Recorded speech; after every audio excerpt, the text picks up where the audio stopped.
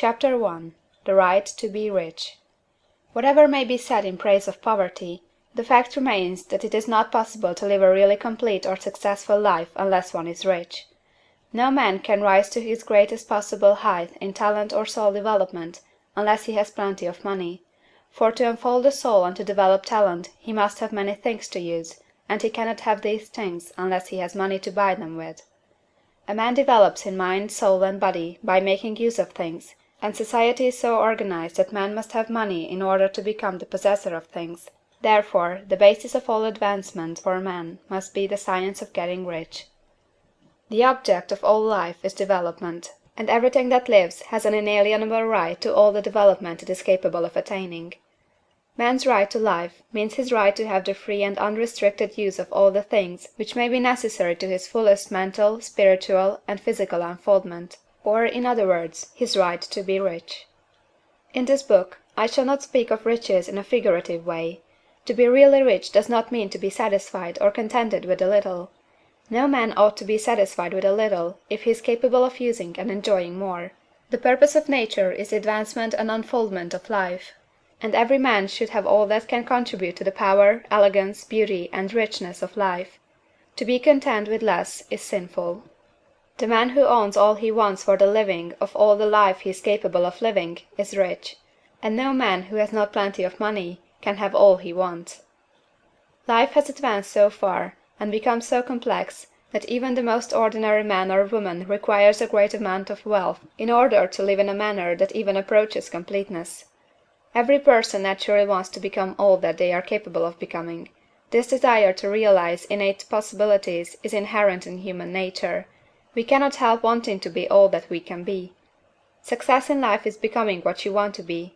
You can become what you want to be only by making use of things, and you can have the free use of things only as you become rich enough to buy them.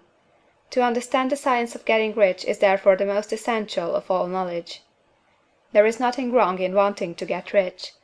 The desire for riches is really the desire for a richer, fuller, and more abundant life, and that desire is praiseworthy. The man who does not desire to live more abundantly is abnormal, and so the man who does not desire to have money enough to buy all he wants is abnormal. There are three motives for which we live. We live for the body, we live for the mind, we live for the soul. No one of these is better or holier than the other. All are alike desirable, and no one of the three, body, mind, or soul, can live fully if either of the others is cut short of full life and expression. It is not right or noble to live only for the soul and deny mind or body, and it is wrong to live for the intellect and deny body or soul. We are all acquainted with the loathsome consequences of living for the body and denying both mind and soul, and we can see that real life means the complete expression of all that man can give forth through body, mind, and soul.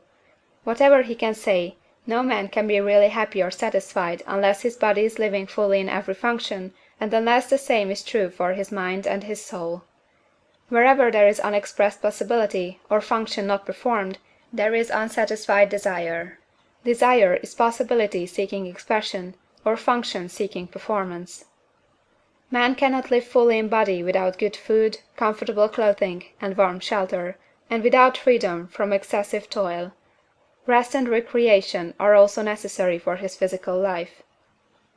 He cannot live fully in mind without books and time to study them, without opportunity to travel and observation, or without intellectual companionship. To live fully in mind he must have intellectual recreations, and must surround himself with all the objects of art and beauty he is capable of using and appreciating.